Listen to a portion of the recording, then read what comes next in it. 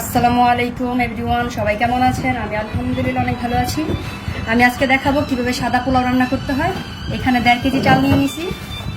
1.5 KG চাল পোলাও রান্নার জন্য যা যা লাগবে আমি আপনাদের দেখাই দিচ্ছি। 1.5 কাপ পরিমাণ কুচি করা পেঁয়াজ আছে। এখানে 2টা তেজপাতা আর ছোট ছোট টুকরা দারচিনি আর এলাচি 4-5টা মুখ ফেরে নিছি। পোলাও চালটা আমি ভালো করে ধুয়ে নিয়েছি। এখন আমি পোলাও চালটা বসাবো, পোলাওটা বসায় দিব। আমরা পাতিলা বসাই দিছি। এখন এখানে তেল দিব। পাতিলাটা গরম হয়ে গেছে, এখন আমরা তেল দিয়ে দিচ্ছি। তেলটা গরম হওয়ার পরে আমরা পেঁয়াজ দিয়ে দিব, পেঁয়াজ কুচি দিয়ে দিব। দিয়ে দিচ্ছি তেজপাতা। প্রথমে তেজপাতা দিয়ে ভালো করে ভাজতে হবে। এখন দিয়ে দিচ্ছি দারচিনি, এলাচি, এখন দিয়ে দিচ্ছি পেঁয়াজ কুচি। এখানে 1.5 কাপ পরিমাণ পেঁয়াজ কুচি আছে। আপনারা চাইলে বেশিও দিতে পারেন। পেঁয়াজটা যখন হালকা হালকা ব্রাউন হবে আমরা দিয়ে দিব রসুন বাটা, তারপরে হচ্ছে আদা বাটা, দিয়ে দিচ্ছি টেস্টিং সল্ট। আপনারা চাইলে টেস্টিং সল্ট দিতেও পারেন, নাও দিতে পারেন। অনেকে বলে এটা নাকি অনেক ক্ষতি হয় খাইলে, কিডনিতে এফেক্ট করে, তারপর লিভারে ধরে। তো আমাদের তো মুখে স্বাদ কম, স্বাদ বাড়ানোর জন্য এটা দিতে হয়। দিয়ে দিচ্ছি লবণ। লবণ দিয়ে দিলাম 2 চামচ, 2 চামচ পরিমাণ লবণ দিলাম। দিয়ে দিব আদা বাটা। এটা হচ্ছে আদা বাটা 2 চামচ, এটা রসুন বাটা। এখন এটাকে আমরা লাড়াচাড়া দিয়ে ভেজে নিব। এটা ভালো করে ভেজে তারপর আমরা পোলাও চালটা দিয়ে ভাজবো। আমরা জিরার গুঁড়া 1 চামচ পরিমাণ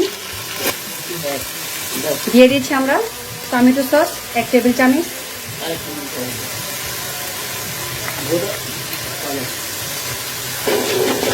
এটাকে ভালো করে ভেজে নিতে হবে। ভালো করে না ভাজলে আদা রসুনের অনেক গন্ধ বের হবে।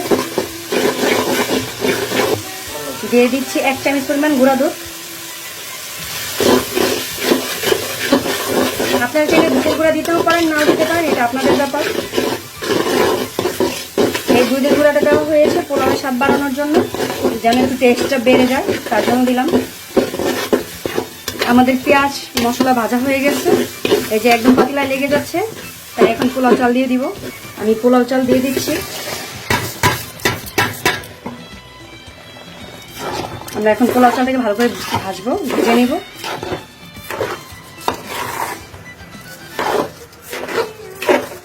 হয়ে গেছে।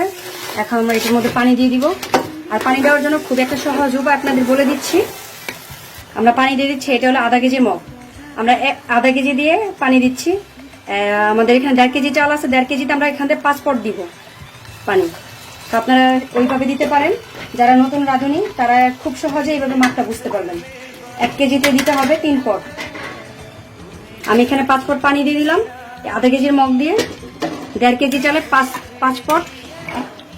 এটা খুবই একটা সহজ হিসাব। যেহেতু আমিও হিসাবটা পারি না ঠিক মতো, তার জন্য আমার আম্মা বলছে আমাকে এই পট দিয়ে পানিটা দিতে। আমরা এখন কাঁচামরিচ দিয়ে দিচ্ছি। এখানে 10-12টার মতো কাঁচামরিচ আছে। এই যে এখন আমরা ঢাকনা দিয়ে দিব। এটা এখন হবে। আমরা ঢাকনা দিয়ে 5-7 মিনিট রাখবো। 5-7 মিনিট পরে এই পানিটা শুকিয়ে যাবে, তখন আমরা আঁচে বসাই দিব। 10 মিনিট পর আমরা দেখতেছি পোলাও হয়ে গেছে। এখন এই পোলাওটাকে আমরা দমে দিয়ে দিব। ভালো করে নাড়তে হবে।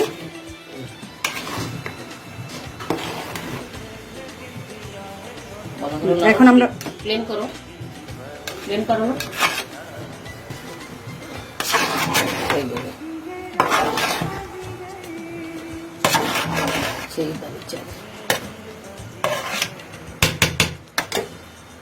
পোলাওটা এইভাবে প্লেন করে দিতে হবে। প্লেন করে আমরা আঁচে বসাই দিব দমে। এখন আমরা দমে বসাই দিতেছি। এই যে বসাই দিলাম দমে, ফুল আঁচে বসাই দিছি। এটা হবে আস্তে আস্তে। আর 5 মিনিট পর আমরা এটাকে জালটা কমাই দিব। এখন এটা আমরা লাড়াচাড়া দিব। 10 মিনিট দমে ছিল। এটা এখন লেড়ে চেড়ে উল্টা পাল্টা লাড়তে হবে।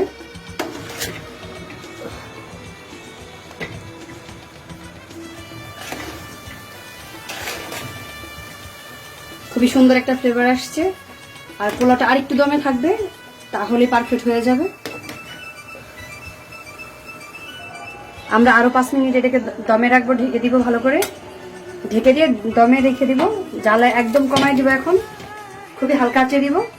আমাদের পোলাওটা খুবই সুন্দর হয়ে গেছে, একদম পারফেক্টলি হয়ে গেছে পোলাও। কোনো দিকে কাঁচা নাই, সব দিকে প্রপারলি সিদ্ধ হয়েছে আর ঝরঝরা হয়েছে, অনেক সুন্দর। খুবই সুস্বাদু পোলাও হয়েছে, ফ্লেভারটাও খুব সুন্দর হয়েছে। আর ফ্লেভারটার জন্য আমি পাগল হয়ে যাচ্ছি, এত সুন্দর একটা ফ্লেভার।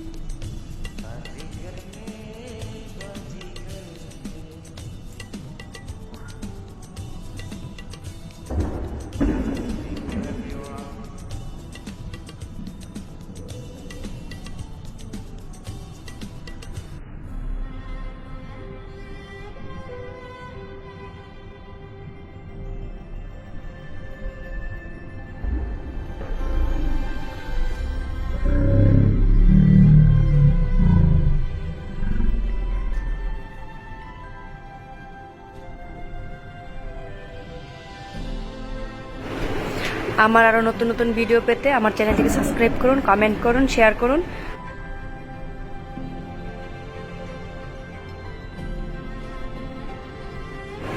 আমার ফ্যান পেজে ফলো করুন আর লাইক দিয়ে পাশে থাকুন। সকলকে ধন্যবাদ, অসংখ্য অসংখ্য ধন্যবাদ সবাইকে।